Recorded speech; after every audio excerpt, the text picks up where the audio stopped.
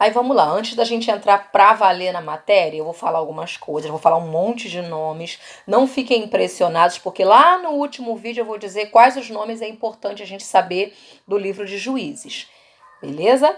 Então vamos lá. A gente falou que, devido ao povo ter se afastado de Deus, o livro de Juízes está aí para que o Senhor levante juízes. Aí, vamos lá.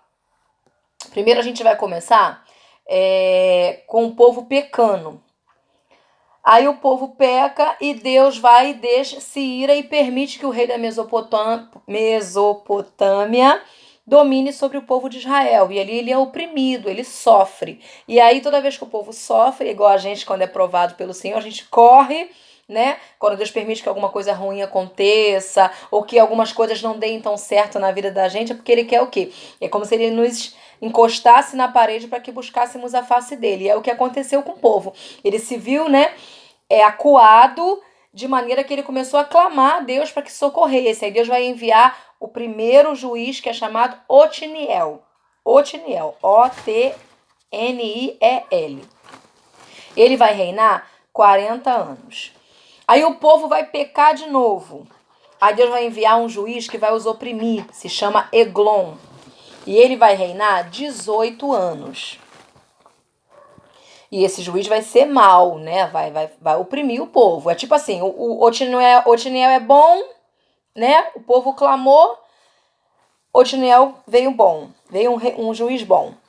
Aí o povo começou a prevaricar, errar contra o Senhor, a apostatar-se. Deus envia um rei mau. Então Otiniel foi um rei bom. Eglon foi um rei mau.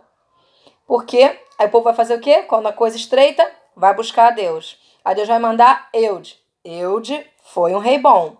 Só que o povo peca de novo. Aí Deus vai e coloca eles na mão de Jabim.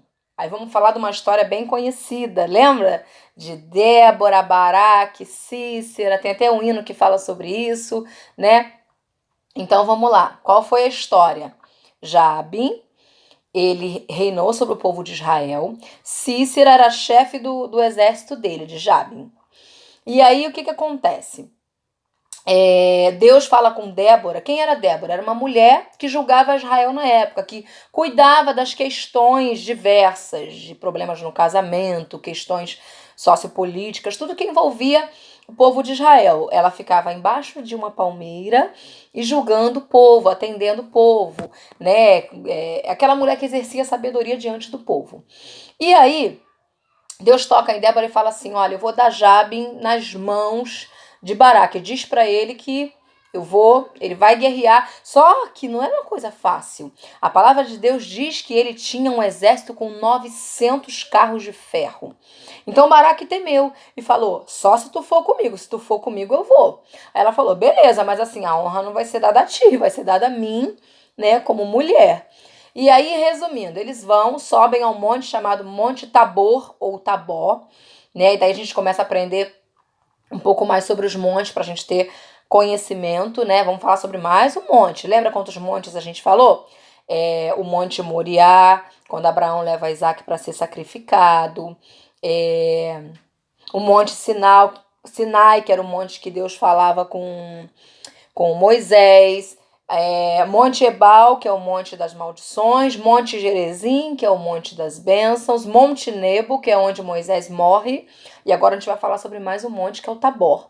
Esse Monte Tabor, ou Tabor, é aonde ele sobe e enxerga os seus inimigos, que o Senhor disse que daria na mão dele, né? Então ali Baraque sobe, vê os inimigos, desce, né? E ali guerreia e tem vitória. Só que Cícera foge. Lembra que eu falei que Cícera era o general do exército? Ele vai fugir. Fugindo, ele morre pelas mãos de Jael. Não se sabe se porque a honra já estava sendo dada para uma mulher, né? Através de Débora. Quem mata ele é Jael. Jael, ele é numa tenda. Jael, agora eu não lembro direito como é que é a história, depois vocês dão uma lidinha. Mas diz que Jael, ela finca... encrava, né, na fonte dele uma estaca. Pega o martelo, bate naquela estaca e encrava na fonte dele e ali ela mata Cícera. Aí tem um cântico que é lindo, que é o cântico vitorioso de Débora. Aí vamos continuar a história. Aí tá. Aí depois disso, o povo peca de novo, o povo estava livre, né? Daquele opressor. Aí ele peca de novo. Aí Deus vai enviar eles, os midianitas, para os oprimir. História também fácil, tem louvores cantando Gideão, lembra? Gideão, Gideão, varão valoroso, né? Tava lá malhando trigo, o Senhor o chama. E aqui eu quero falar também, falando sobre Gideão. Primeiro, sobre a gente cada vez reconhecer que a gente nada é e nada tem. Deus sempre chama o menor, o mais pobre, o que não vem de uma genealogia tão legal. A gente vai aprender muito isso agora em Juízes, né? Gideão diz: Senhor, eu sou o mais pobre. Eu sou o mais pobre de Manassés. Eu sou. Cadê? Eu tinha anotado. O mais pobre de Israel, eu sou o menor, mas Deus veio para o menor. Ele veio para o mais pobre. Aquele que muito se engrandece, diz a Bíblia que Deus abate, mas aquele que cada verá a banda subcantarás, se achega ao Senhor se diminuindo, é esse que Deus tem honraria. E aí o Senhor chama Gideão.